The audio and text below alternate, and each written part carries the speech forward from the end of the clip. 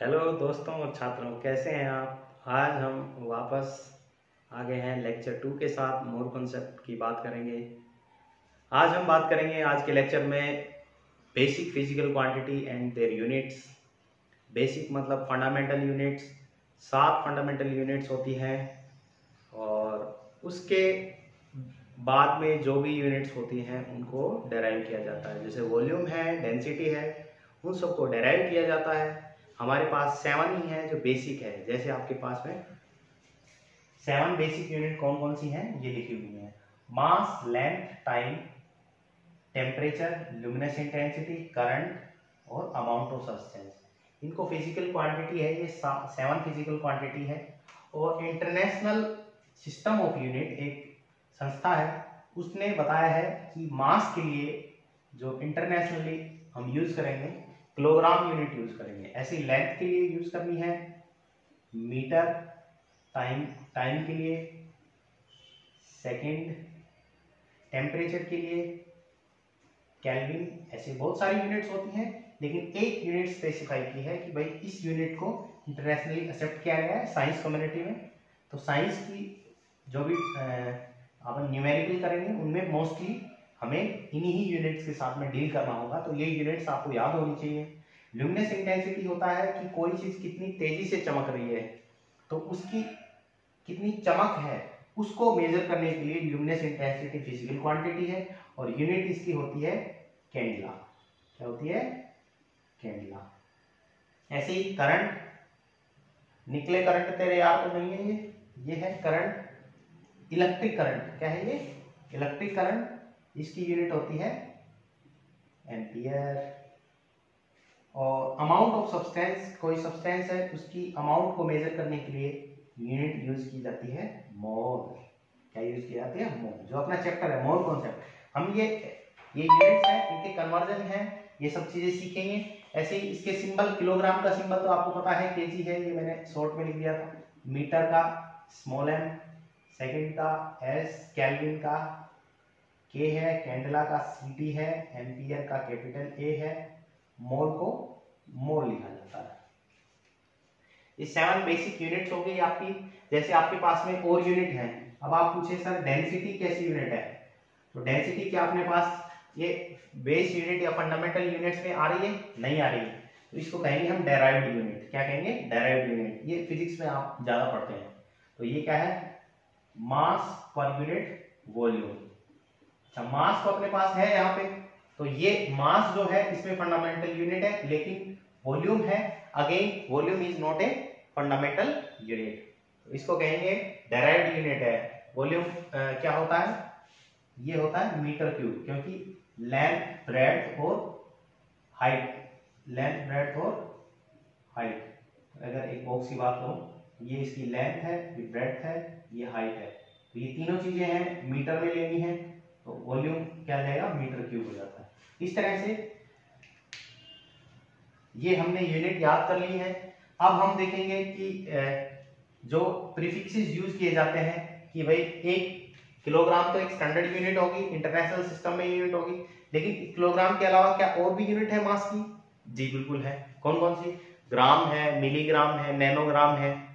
तो वो 1 किलोग्राम को और इनके आपस में कन्वर्जन क्या होते हैं, ये चीज हमें आनी चाहिए कि न्यूमेरिकल क्वेश्चन होते हैं उनमें कन्वर्जन में कई बार बच्चे फंस जाते हैं। तो चलिए कन्वर्जन की बात करते हैं। तो कन्वर्जन सीखने के लिए हमें कुछ प्रीफिक्सेस याद करने होंगे। प्रीफिक्सेस क्या होते हैं? प्रीफिक्सेस क्या होते हैं? हम छोटी क्लास में पढ़ते थे ना हिंदी में, उपसर्ग, जो किसी भी रूट वर्ड से पहले लिखे जाते हैं। जैसे एक हिंदी का वर्ड लिखता हूं असंगत,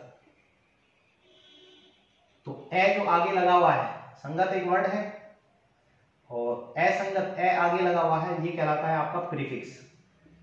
तो किसी भी वर्ड के आगे जो लगता है एक ऐसा क्वांटिटी, जो वर्ड लिखा जाता है उसको कहते हैं प्रीफिक्स। ऐसे ही हम साइंस में भी कुछ प्रीफिक्सेस यूज करते हैं। जैसे सेंटीमीटर, तो जो सेंटी आगे लगा है, सेंटी वो वाला नहीं, इमोशनल वाला सेंटी नहीं, सेंटी जो आगे लगा है। मीटर एक वर्ड है आपके पास में, सेंटी जो आगे लगा हुआ है ये क्या है? आपके पास में प्रीफिक्स है। तो इस सेंटी का मतलब क्या होता है ये देखेंगे। तो प्रीफिक्सेस पढ़ते हैं हम, क्या पढ़ते हैं? प्रीफिक्स। प्रीफिक्स क्या है अपने पास में? जैसे 10⁻1 है, इसको कहेंगे डेसी। क्या कहेंगे इसको? डेसी। ऐसे ही सेंटी मत होना, मिली या नहीं मिली, माइक्रो, नैनो, नैनोकार, पिको, ये सब प्रीफिक्सेस है। पिको। और भी प्रीफिक्सेस हैं जो कम यूज में आते हैं, जैसे फेमटो, एटो,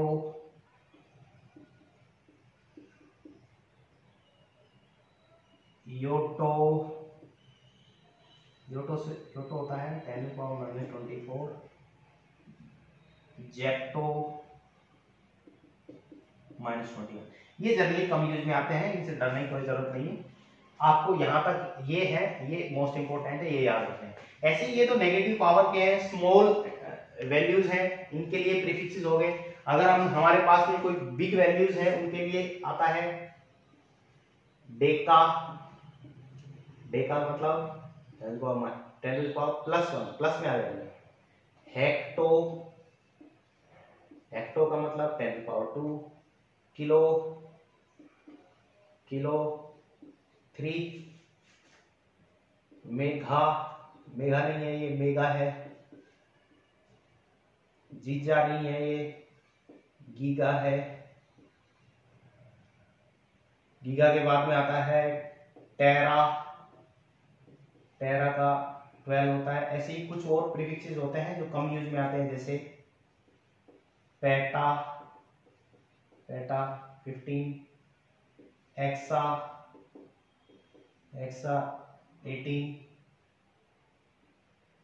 ये आ गया आपके पास में जेटा, जेटा का मतलब 21। फिर आता है योटा 10⁻24।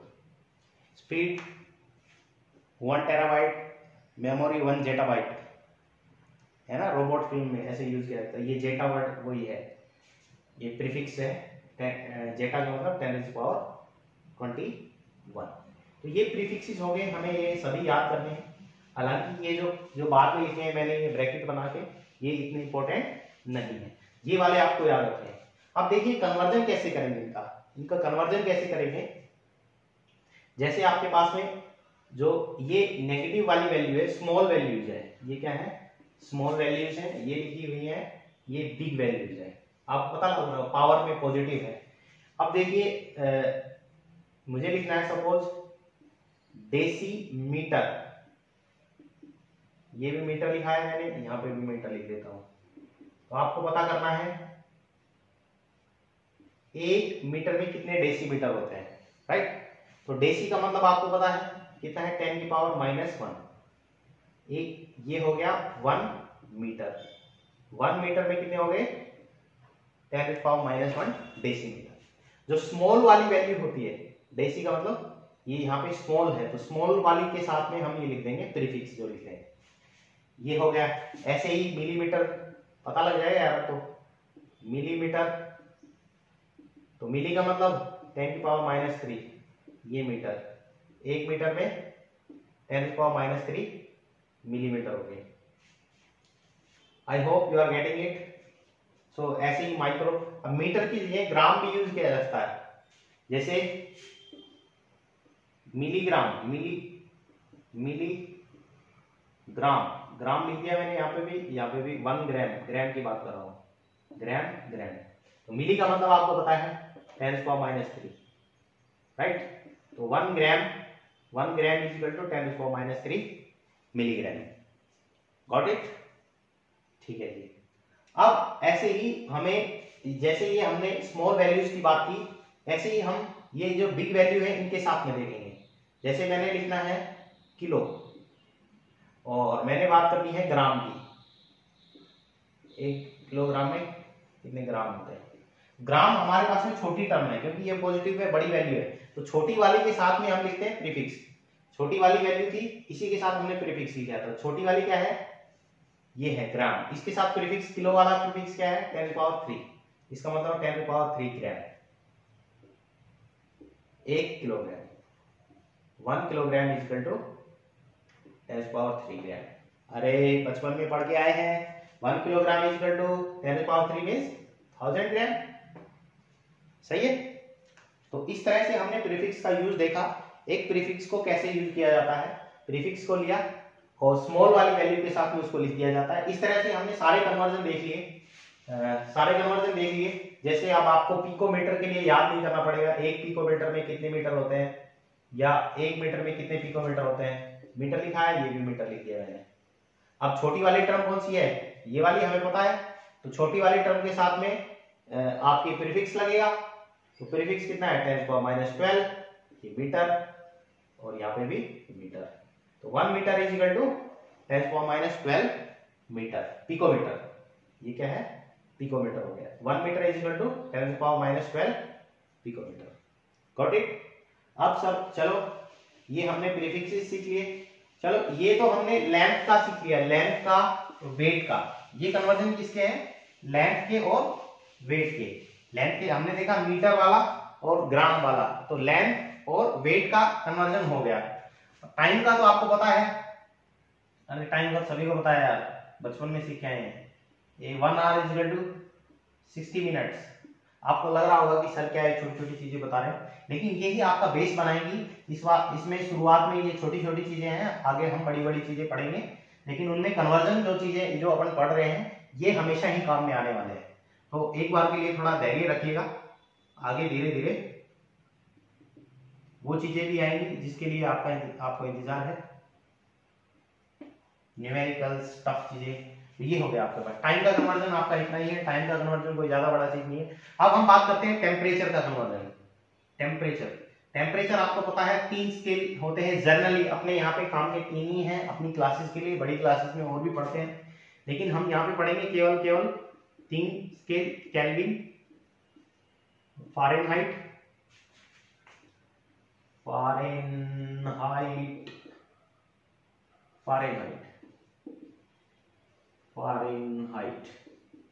And Celsius.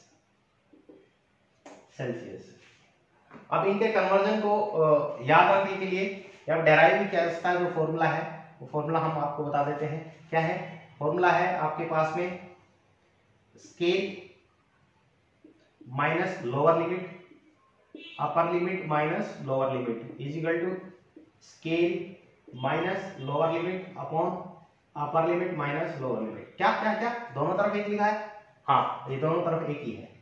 कैसे यूज करना है ये बड़ी इंपॉर्टेंट बात है। तो हम यहाँ पे लोअर लिमिट क्या है, ये अपर लिमिट क्या है, सभी स्केल्स के लिए हम लोअर लिमिट और अपर लिमिट लिख लेते हैं, फिर आपको पता लग जाएगा कि फॉर्मूला कैसे अप्लाई करना है। जैसे केल्विन, यहाँ लोअर लिमिट, ये अपर लिमिट। केल्विन के लिए हम पानी को रेफरेंस लेके चल रहे हैं, किसको, जल को, वाटर, क्या है water reference. Lower limit freezing point क्या होता है वाटर का 273 केल्विन। ऐसे ही अपर लिमिट क्या है 373 केल्विन अप्रोक्सीमेटली। ऐसे ही सेल्सियस में 0 डिग्री पे वाटर फ्रीज होता है और अपर लिमिट बॉइल कितने पे होता है 100 पे होता है। ऐसे ही हम बात करें फ़ारेनहाइट की, फ़ारेनहाइट डिग्री फ़ारेनहाइट, इसके लिए लोअर लिमिट है 32 और अपर लिमिट है 212, ये है। अब इनके कन्वर्जन देखते हैं, ये फॉर्मूला कैसे अप्लाई होता है, स्केल है, जैसे मुझे कन्वर्ट करना है, ये स्केल ले लिया मैंने केल्विन स्केल और यहां पे ले लिया मैंने सेल्सियस स्केल, राइट। तो केल्विन स्केल, तो यहाँ पे के लिख दिया मैंने केल्विन। लोअर लिमिट क्या है केल्विन की, अरे बता लोअर लिमिट क्या है 273, upper limit 373 minus 273 is equal to scale Celsius scale के सी लिख दिया मैंने, lower limit 0 divide by upper limit 100 minus lower limit 0, के माइनस 273 अपॉन सब्ट्रैक्ट कर लेगा 100 आ जाएगा, सी अपॉन 100 माइनस 0 100 से 100 कैंसिल हो गया। इसका मतलब ये आ गया Kelvin is equal to Celsius plus 273। अरे 273 उधर जाएगा, पॉजिटिव हो जाएगा। तो ये फॉर्मूला है आपके पास में। ये फॉर्मूला आपने 9th क्लास में पढ़ा है कि अगर सेल्सियस की कोई भी वैल्यू दे रखी है उसमें 273 ऐड करेंगे तो केल्विन में उसकी केल्विन स्केल में उसका टेम्परेचर की वैल्यू आ जाती है। और वैसे भी देख लो 0 डिग्री सेल्सियस है तो 0 ऐड करोगे 273 आ रहा है केल्विन में 273 आ रहा है। ऐसे ही 100 यहाँ पे डिग्री सेल्सियस में अगर 100 यहाँ पे पुट करता हूं तो केल्विन में कितना आएगा 100 प्लस 273, केल्विन में आएगा 373। इसका मतलब सही है ये।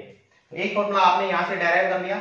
एक फॉर्मूला जो जनरली आप कंफ्यूज होते हैं उस फॉर्मूले की बात करते हैं। अगर हम सेल्सियस और फारेनहाइट में कन्वर्जन करें, किसमें कन्वर्जन करें? सेल्सियस और फारेनहाइट में। सेल्सियस और फारेनहाइट किसी को भी आगे पीछे लिखिए। तो ये फॉर्मूला एक फॉर्मूला और डेराइव करते हैं। एक फॉर्मूला आपके लिए ये रहा आपकी स्क्रीन पर, क्या है? Celsius C lower limit 0, upper limit Celsius की 100 और lower limit 0 is equal to scale Fahrenheit में करना चाहता हूं मैं, तो बताओ। तो lower limit Fahrenheit lower limit 32, upper limit Fahrenheit 212 minus lower limit 32। बोलो जी, यही आएगा। अब इसको सिंपलीफाई करेंगे, किसी में से 0 सब्ट्रैक्ट करते हैं तो वही वैल्यू होगी 100 is equal to f minus 32 upon, इन दोनों को सब्ट्रैक्ट करें 180 आ जाता है। अब देखिए 0 से 0 कैंसिल हो गई और f minus 32 divided by 18 is equal to c upon 10, यही आएगा c upon 10। f minus 32 is equal to c, और ये यहाँ पे 18 को वहां ले जाओ तो ये वैल्यू आ जाएगी आपके पास 5, ये 9। f इज इक्वल टू ये वाली वैल्यू उधर लेके जाएंगे, नेगेटिव की पॉजिटिव हो जाएगी तो 9 अपॉन 5 c प्लस 32। ये सुंदर सा फॉर्मूला आपने कई बार देखा होगा। ये फॉर्मूला भी आपने डायरेक्ट पढ़ा है 9th क्लास में कि फारेनहाइट को सेल्सियस में कैसे कन्वर्ट करते हैं। ये फॉर्मूला याद रखेंगे आप, तो आपको कई बार जरूरत पड़ेगी। तो इस तरह से आप कन्वर्जन कर सकते हैं, टेम्परेचर की कन्वर्जन कर सकते हैं।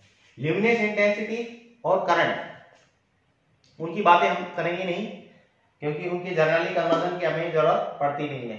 अभी बात करेंगे मोल की, ये पूरा चैप्टर मोल है, उसकी बाद में बात करेंगे मोल के कन्वर्जन कैसे करने हैं, राइट। अभी हम आगे बढ़ते हैं। हमने प्रीफिक्सेस पढ़ लिया, बेस क्वांटिटीज पढ़ ली और यूनिट कन्वर्जन पढ़े हैं उनके, कि टेम्परेचर में केल्विन को सेल्सियस में कैसे कन्वर्ट करना है, फारेनहाइट को सेल्सियस में कैसे कन्वर्ट करना है, सेल्सियस को फारेनहाइट में कैसे कन्वर्ट करना है। ये आप एक फॉर्मूला जो अपन ने पढ़ा है अभी, फॉर्मूला क्या था?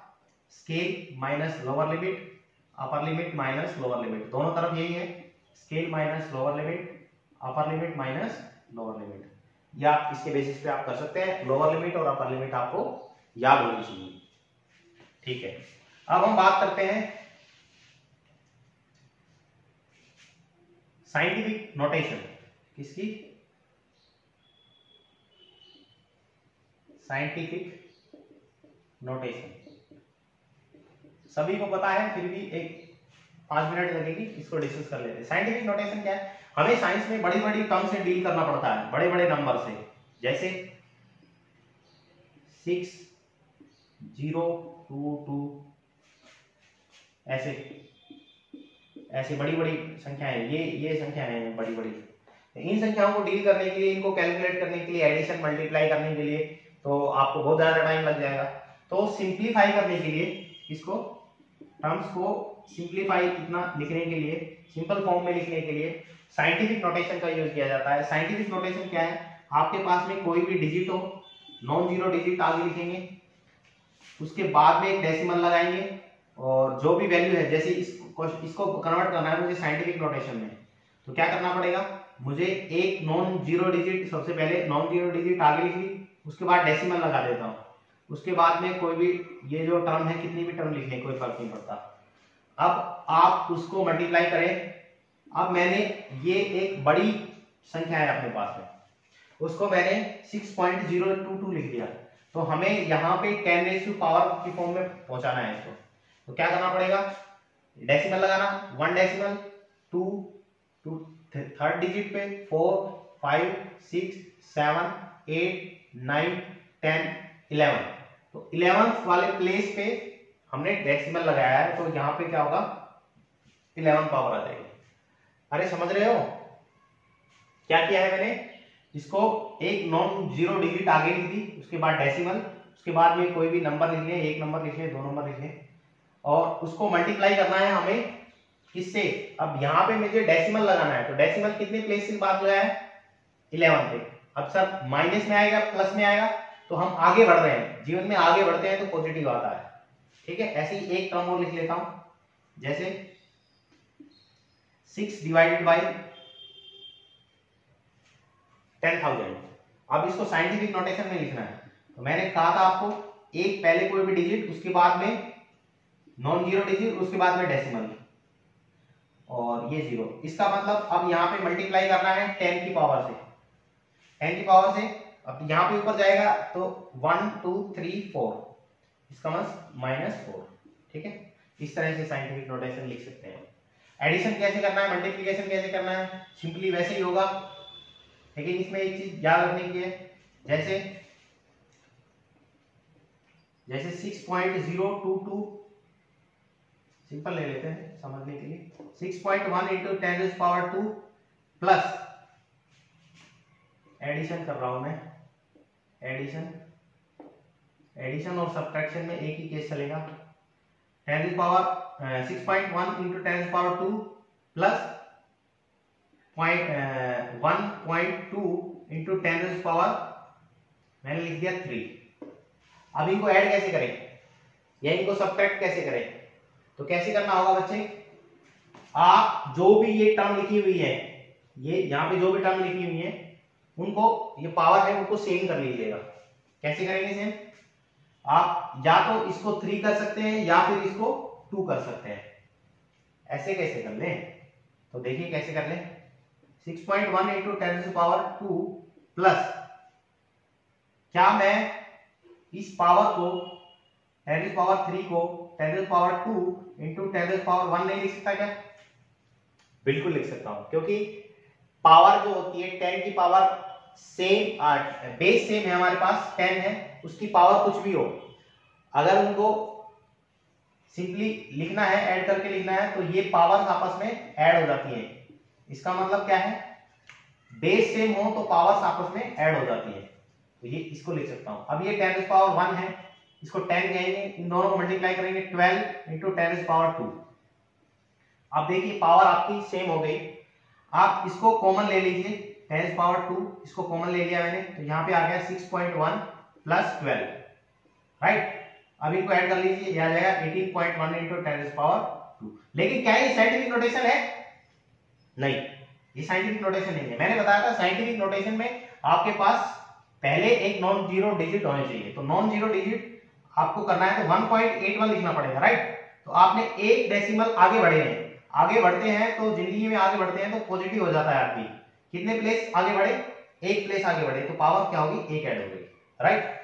तो इस तरह से आपने ये साइंटिफिक नोटेशन में लिख दिया। वापस क्या है, सिंपल सी बात जो मैं कहना चाहता हूं यहाँ पे, कि एडिशन और सब्ट्रैक्शन करना है, तो आपको जो भी 10 की पावर्स दे रखी है उनको आप क्या करेंगे, सेम करेंगे, उसके बाद में एडिशन करके वापस साइंटिफिक नोटेशन में कन्वर्ट कर लेंगे।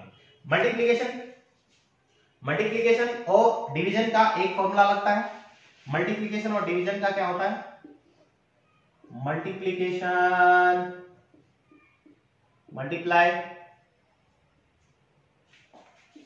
मल्टीप्लाई और डिवाइड। जैसे 2.2 है इंटू 10⁻, सपोज कुछ भी ले लीजिए 11 है, इसको डिवाइड करना है मुझे 1.1 इंटू 10⁻, लेट्स से 2। तो एडिशन और मल्टीप्लिकेशन में क्या रूल चलेगा? रूल कुछ नहीं है, आप सीधा सिंपली इसको डिवाइड कर दीजिए। ये कितने में जाएगा? 2 पे। तो ये आ गया 2 इंटू, अब आपके पास में आपको पता है ये 10 का जो है 10⁻x हो और 10⁻y हो, इसको डिवाइड करेंगे तो आप सिंपली इसको लिख सकते हैं बेस वही रहेगा 10 और x माइनस ऑफ y। ये आपने पढ़ा भी होगा।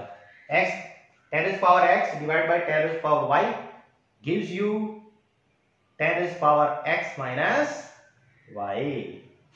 ठीक है, तो अब क्या करेंगे? 10⁻x, x की वैल्यू 11, 10⁻2, y की वैल्यू 2 माइनस 2, ये वैल्यू आ गई 2 इंटू 10⁻9।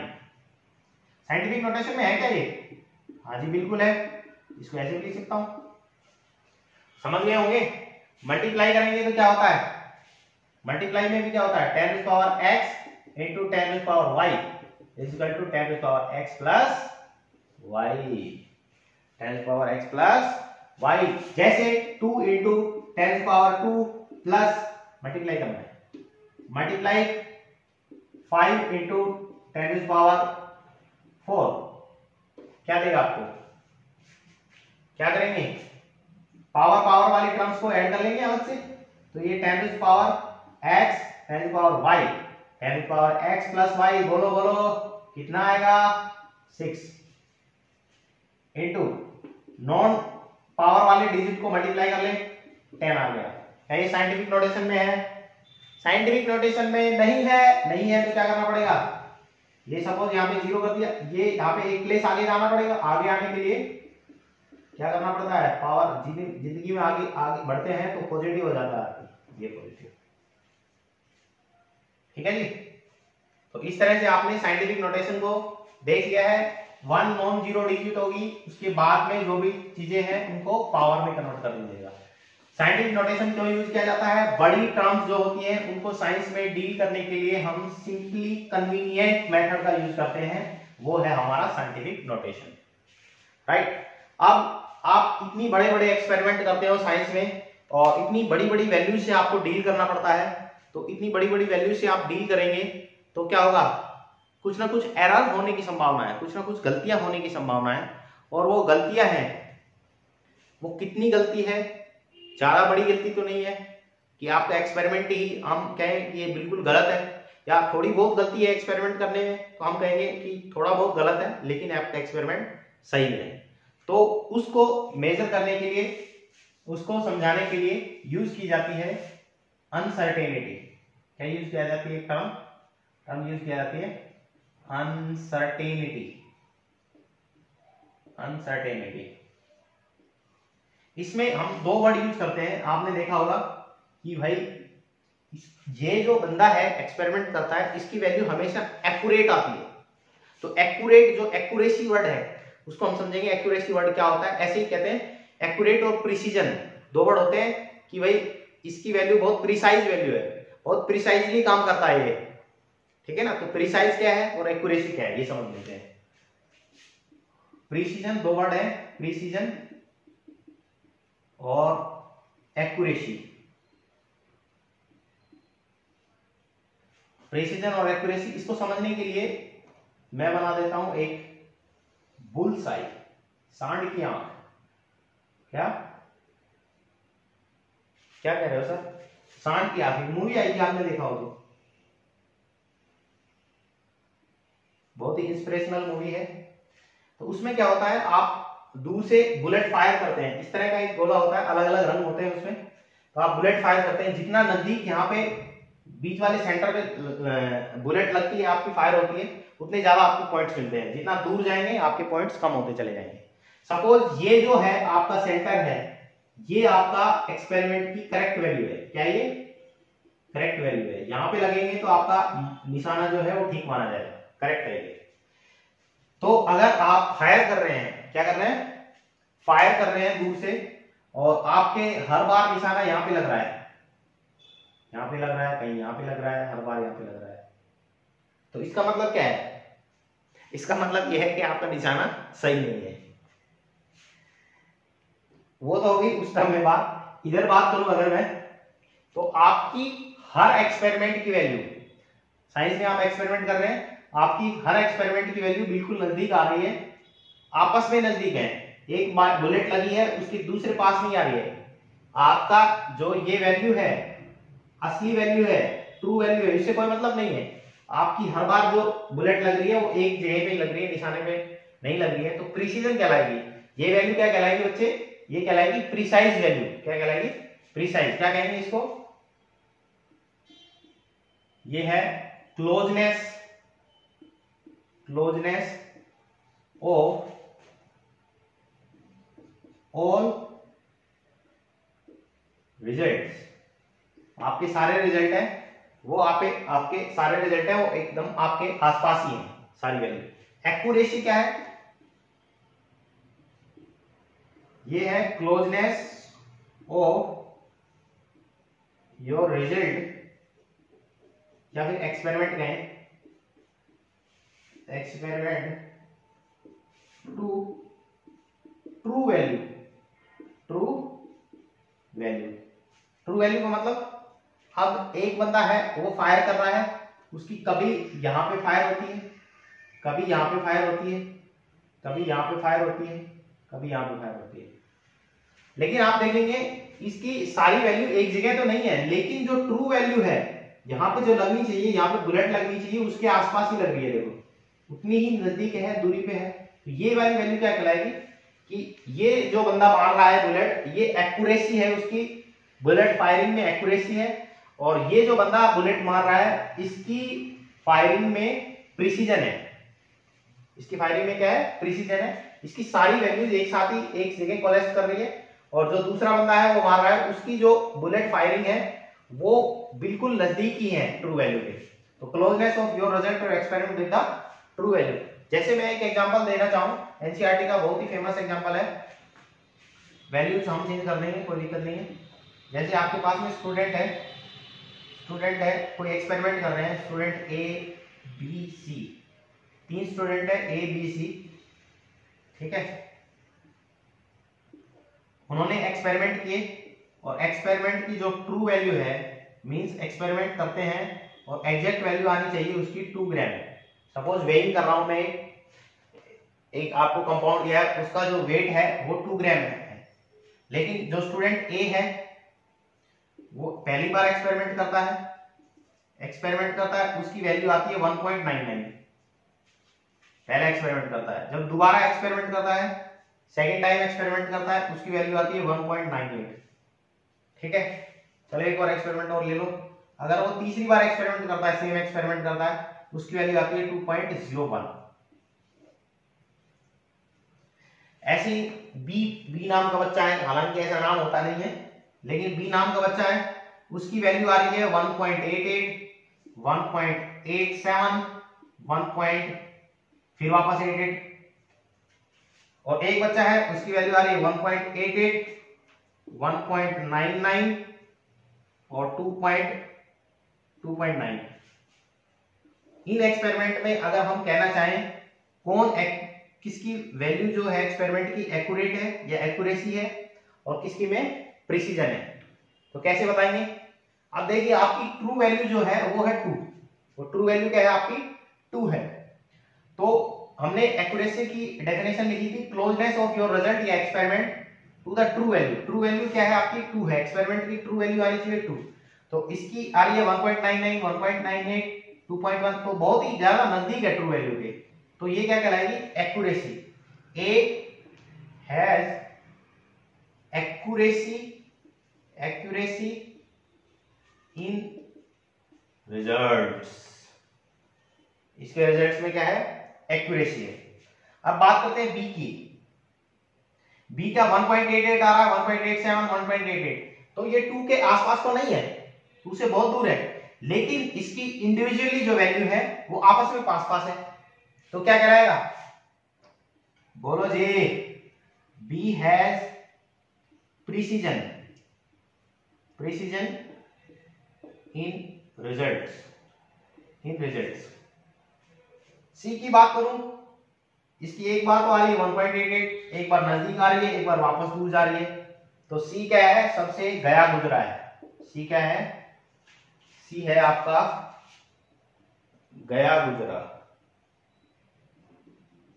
गया गुजरा का मतलब ना तो उसकी वैल्यू में एक्यूरेसी है, ना ही उसकी वैल्यूज में क्या है, प्रिसीजन है। तो गया गुजरा ये क्यों कर रहा है एक्सपेरिमेंट। तो हमने बात की एक्यूरेसी और प्रिसीजन की। I think you got it, it's a very beautiful concept, accuracy और प्रिसीजन। अब हम बात करते हैं सर्टेनिटी की। अब कोई आपने एक्सपेरिमेंट किया और उसकी जो वैल्यूज आई है, उसकी जो वैल्यू आई है वो कितनी सर्टेन है, आप उसके बारे में कितना निश्चित हैं। जैसे आप एक बार दुकान पे गए, एक बार ही गए क्या, बहुत बार दुकान पे गए, तो उस दुकान पे जाके आपने दुकान वाले से चीनी मांगी, सपोज कि हमें 1 किलो चीनी दे दीजिएगा, तो वो आपको 1 किलो चीनी देगा, 1 किलो ही देगा, 1 किलो मांगी है। तो आप उससे कहें कि वापस कहें कि आपने एक 1 kg ही दी है क्या, तो वो आपसे कहेगा कि 1 kg ही है, लेकिन उसमें प्लस माइनस 5 ग्राम कर लीजिएगा। कितना, प्लस माइनस 5 ग्राम, ज्यादा भी हो सकती है, कम भी हो सकती है। तो वो क्या है, जो 5 ग्राम है उसके बारे में अनसर्टेन है। वो क्या है, उसके बारे में अनसर्टेन है कि 5 ग्राम ज्यादा भी हो सकती है, कम भी हो सकती है। लेकिन 1 kg तो क्या है, आपके पास में 1 kg जो है टर्म है वो सर्टेन है, उसकी वैल्यू तो उसको पता है कि भाई 1 किलो है, इतना तो है, 5 ग्राम प्लस माइनस हो सकती है, उसके बारे में वो अनसर्टेन है। तो जो डिजिट्स अपन सर्टेनिटी के साथ में जानते हैं, जिन डिजिट्स को हम सर्टेनिटी के साथ में जानते हैं, वो कहलाती है सिग्निफिकेंट फिगर्स। क्या कहलाती है अपने पास में, सिग्निफिकेंट्स।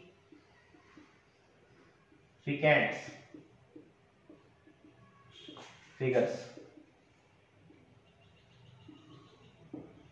सिग्निफिकेंट फिगर्स क्या है, those digits which are canon which are known with certainty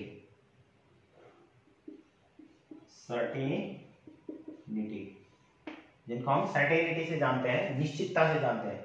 अब सर्टेनिटी के डिफाइन करने के लिए कौन सी डिजिट तो सिग्निफिकेंट होगी, कौन सी डिजिट इनसिग्निफिकेंट होगी, सिग्निफिकेंट नहीं होगी, उसके लिए हमें साइंस में कुछ रूल्स हैं, वो पढ़ने पड़ेंगे। आपको फिजिक्स में पढ़ने पड़ेंगे, केमिस्ट्री में पढ़ने पड़ेंगे। हालांकि बोर्ड्स के लिए ये ज्यादा इंपॉर्टेंट है, नीट और जेईई में इससे क्वेश्चन नहीं पूछे जाते हैं आजकल, तो आप देख लीजिएगा। फिर भी सिग्निफिकेंट फिगर्स के क्या रूल है,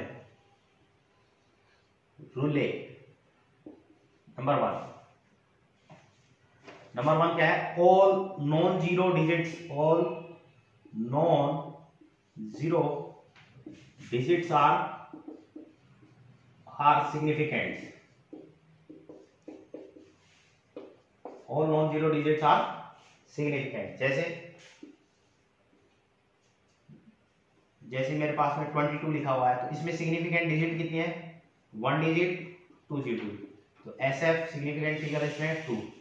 ऐसे लिखो 1 1 1 1 1 1 1 1 1, इसमें सिग्निफिकेंट फिगर्स कितनी है, सिग्निफिकेंट फिगर्स अरे गिल्ले यार, 1 2 3 4 5 6 7 8 नॉन जीरो डिजिट जो भी है उनको सिग्निफिकेंट माना गया है। ऐसे ही हम बात करें अगर नेक्स्ट रूल की, zeros between non-zero digits, zeros between non-zero digits are significant।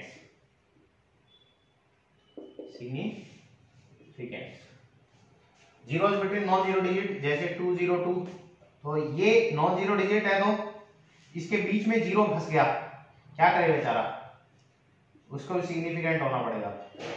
कितनी हो गई, 3। ऐसे 1 1 0 1, नॉन जीरो डिजिट्स जीरो, बीच में फंस गया, SF 4। ठीक है, ये रूल्स अपने को याद करने होंगे। नेक्स्ट रूल है zeros before non zero digit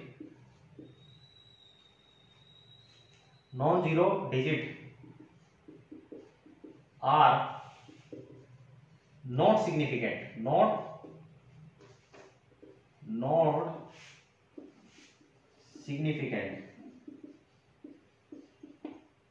decimal point merely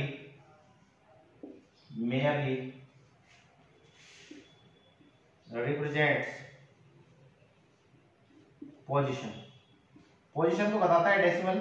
जैसे 0.002 ये वैल्यू लिखी हुई है मैंने, तो ये नॉन जीरो डिजिट यहां पे आ रही है, तो इससे पहले जो भी जीरोज है, zeros before non zero digit क्या होगी, इससे पहले जो भी जीरो है वो इनसिग्निफिकेंट है, सिग्निफिकेंट नहीं है, तो सिग्निफिकेंट फिगर्स की वैल्यू आ जाएगी कितनी, 1, एक ही डिजिट है ना। तो ये डेसिमल किसको बता रहा है, ये तो पोजीशन को बता रहा है कि कितनी बाद में आपकी नॉन जीरो डिजिट आ रही है, लेकिन ये जीरो सिग्निफिकेंट फिगर्स में काउंट नहीं होंगी। एक और रूल है बहुत ही सुंदर, एक और रूल क्या है,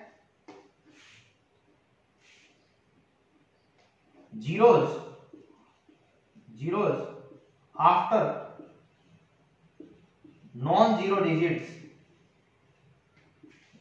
डिजिट्स आर सिग्निफिकेंट,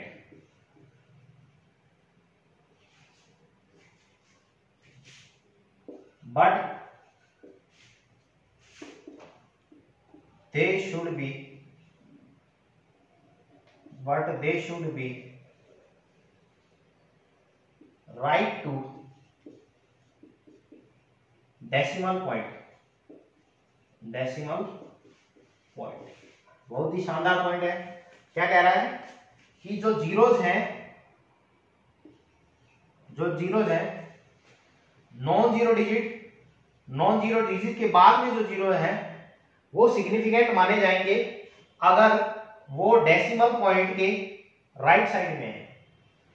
अरे ये राइट साइड है भाई, राइट साइड में है तो ये सिग्निफिकेंट माने जाएंगे। तो यहाँ पे सिग्निफिकेंट फिगर्स जो है ये वैल्यूज, ये सिग्निफिकेंट फिगर्स है, यहाँ पे वैल्यू आएगी इसकी 3 है, 1 2 3। लेकिन 200 क्या ये इसमें सिग्निफिकेंट फिगर 3 है, क्या इसमें सिग्निफिकेंट फिगर 3 है? तो मैं आपको बता देता हूं इसमें सिग्निफिकेंट फिगर 3 नहीं है, ये सिग्निफिकेंट फिगर इसमें 1 है, ये काउंट नहीं होती है इसमें। एक लास्ट रूल आप पढ़ लीजिएगा। लास्ट रूल क्या है, objects number are having infinite significant figures होते हैं, जैसे 2 एग। आप इस ये जो ऑब्जेक्ट है एग है आपके पास में, इसकी वैल्यू दे रखी है 2, आपके इसके बारे में बिल्कुल सर्टेन है, आप 2.0 कहें, 2.000 कहें, 2.0000 कितना ही कहें, वो सब क्या है सिग्निफिकेंट माने जाएंगे। तो आपके ऑब्जेक्ट के बाद में ऑब्जेक्ट लिखा है साथ में या फिर कोई क्वांटिटी यूनिट लिखी हुई है, तो वो सारी क्या कहलाएंगी, इनफाइनाइट सिग्निफिकेंट फिगर्स होंगी उसमें। क्या होंगी, इनफाइनाइट सिग्निफिकेंट फिगर्स होंगे उसमें। अब हम पढ़ेंगे राउंडिंग ऑफ, राउंडी राठौड़ नहीं, राउंडिंग ऑफ। राउंडिंग ऑफ आप अपने जीवन में बहुत अच्छे से जानते हैं राउंडिंग ऑफ को। जैसे आप दुकान पे गए, आपने 2000 रुपए का सामान खरीदा और 2001 रुपए का सामान खरीदा, तो आप देखेंगे, आप कहेंगे ये लोग 2000 का नोट और 2000 उसको राउंड कर लो, है ना, 1 रुपया हमारा छोड़ दो, ऐसा करते हैं जनरली। या फिर आपका 199 की कोई ऑब्जेक्ट है तो आप 200 दे देते हैं, ओके ठीक है कोई दिक्कत नहीं, 1 रुपये चेंज नहीं है उसके बाद, तो राउंड ऑफ कर लिया आपने उसको। क्या कर लिया, राउंड ऑफ कर लिया। एग्जाम में ऐसे नंबर आते हैं आपके पास में, तो आपसे आपकी percentage I suppose 10th class में 70.88 लेट्स से 70.88, तो आप क्या कहेंगे, किसी से पूछेंगे कितनी परसेंटेज बनी, आप कहेंगे 71, तो आपने क्या कर दिया, उसका राउंडिंग ऑफ कर दिया। क्या कर दिया, राउंडिंग ऑफ कर दिया। कम नहीं बताएंगे, 1 बढ़ा के बताएंगे। तो हम बात कर रहे हैं राउंडिंग ऑफ। इसके कुछ रूल है कि कब तो उसको 71 बताना है और कब उसको 70 बताना है, right. Rounding off, rounding off क्या है, इसका रूल है, पहला रूल क्या है, पहला रूल ये है, जैसे आपके पास में 2.56 लिखा है, 2.56 लिखा है, अब इसको राउंड ऑफ करना है डेसिमल के 1 पॉइंट तक। यहाँ पे डेसिमल के कितने पॉइंट है, 2 पॉइंट तक है, हमें राउंडिंग ऑफ करना है 1 पॉइंट तक। तो क्या करना पड़ेगा, इस डिजिट को हमें हटाना है, इस ये वाली जो डिजिट है इसको क्या करना है, ड्रॉप करना है। तो ड्रॉप करें तो हम ये जो नेक्स्ट वाली जो डिजिट है इसकी वैल्यूज को +1 करें या -1 करें या फिर वैसे के वैसे छोड़ दें। कहने का मतलब ये है, इसको 2.5 लिखूं या 2.4 लिखूं या 2.6 लिखूं। तो रूल ये है पहले वाला, अगर ये जो वैल्यू है ये 5 से ज्यादा है, कितने से ज्यादा है, ये वैल्यू 5 से ज्यादा है, तो जो उससे नेक्स्ट वाली डिजिट है उसमें पॉइंट ये जो है +1 के ऐड कर दिया जाएगा, उसमें +1 ऐड कर दिया जाएगा। तो 2.5 लिखने की बजाय हम लिखेंगे 2.6। फर्स्ट रूल आपको समझ में आ गया होगा। फर्स्ट रूल क्या है कि डेसिमल के बाद में अगर 5 से ज्यादा वैल्यू है तो आप क्या कर देंगे, उसको इंक्रीज कर देंगे 0.1 से, 0.1 से इंक्रीज कर देंगे। यही पहला रूल है, लिखने की कोई जरूरत नहीं है। ऐसे ही सेकंड रूल है, सेकंड रूल है आपके पास में क्या है, अगर 2.54 है, इसका मतलब ये है कि ये वैल्यू जो है, ये वाली वैल्यू है, ये <5 है। क्या है ये, <5 है। तो हम जो राउंडिंग ऑफ करेंगे, इसको ड्रॉप करेंगे, जब इस डिजिट को ड्रॉप करेंगे तो यहाँ पे 2.5 ही लिखा जाएगा। इसका मतलब ये डायरेक्टली ड्रॉप हो जाएगी। क्या हो जाएगी, डायरेक्टली ड्रॉप हो जाएगी, डायरेक्टली, कोई चेंजेस किए बिना, इस वैल्यू में कोई चेंजेस किए बिना डायरेक्टली ड्रॉप कर देंगे, क्योंकि ये <5 है, ये वाली वैल्यू <5 है, ये वाली वैल्यू क्या है, <5 है। तो आगे नेक्स्ट डिजिट में 0.1 ऐड कर दिया। और अब सबसे इंटरेस्टिंग बात आती है क्या, कि अगर वो एग्जैक्टली 5 है, 2.55 है, एग्जैक्टली 5 है, ये क्या है, एग्जैक्टली 5 है, तो हम क्या करें, तो इसके लिए रूल है, इससे पहले वाली जो डिजिट है जिसको ड्रॉप करना है, ये तो ड्रॉप करना है, ड्रॉप करना है, इससे जो पहले वाली डिजिट है अगर वो ओड है, क्या है, ओड है, अरे ओड नंबर है, ओड नंबर क्या होता है, जिस डिजिट के पीछे 1 3 5 7 9 ये आ जाए तो ये ओड है। तो ओड है तो उसमें 0.1 ऐड कर देंगे, ऐड कर देंगे। और इवन है, ये क्या है, इवन है, तो क्या कर देंगे, रिमेन सेम, सेम करना है। क्या करना है, इसका मतलब इसको तो 2.4 लिखा जाएगा, अगर 1 डेसिमल तक अपने को लिखना है राउंड ऑफ करके, और अगर इसको 1 डेसिमल के 1 पॉइंट तक राउंड ऑफ करके लिखना है तो हम क्या कर देंगे, 2.6 लिखेंगे इसको। आई होप यू गॉट इट। क्या बताया मैंने, अगर <5 है तो 0.1 ऐड कर दिया जाएगा, <5 है तो वैसा का वैसा छोड़ दें। अगर एग्जैक्टली 5 है, एग्जैक्टली 5 है, अगर डेसिमल के 1 पॉइंट तक हमें इसको क्या करना है, राउंड ऑफ करना है, तो 0.1 ऐड कर दिया जाएगा। कब, ओड है, इवन है तो वैसे के वैसा छोड़ दिया जाएगा। हमने आज हमने बेस यूनिट्स, उसके कन्वर्जन्स, ठीक है, अनसर्टेनिटी में अपने प्रिसीजन, एक्यूरेसी, और यहाँ पे हमने बात कर ली है राउंडिंग ऑफ की और सिग्निफिकेंट फिगर्स और उसके रूल्स। इतनी चीजें पढ़ी हैं हमने, इसको अच्छे से पॉज कर करके पढ़े, नोट्स बनाएं। अगली वीडियो मिलते हैं, तब तक के लिए थैंक यू, धन्यवाद, बाय बाय।